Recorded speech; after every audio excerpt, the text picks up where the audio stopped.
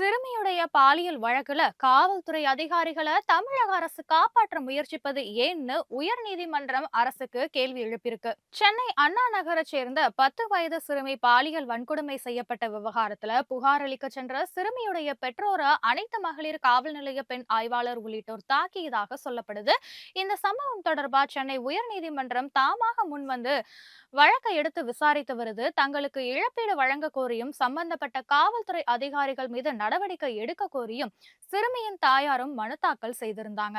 இந்த வழக்குகள் விசாரணைக்கு வந்தபோது புகார் அளிக்க வந்த சிறுமியுடைய பெற்றோரை போலீசாரை தாக்கியதோடு போக்சோ விதிகளையும் அப்பட்டமா மீறியுள்ளதா கண்டனம் தெரிவித்துள்ள நீதிபதிகள், வழக்குல சம்பந்தப்பட்டவங்களை இடைநீக்கம் செய்வது மட்டுமே தண்டனை கிடையாதுன்னு கருத்து தெரிவிச்சிருக்காங்க. குற்றச்சாட்டுக்கு ஆளான அவர்களை தமிழக அரசு காப்பாற்ற முயற்சிப்பது ஏன்னு தெரியலன்னு அதிருப்தியும் தெரிவிச்சிருக்காங்க.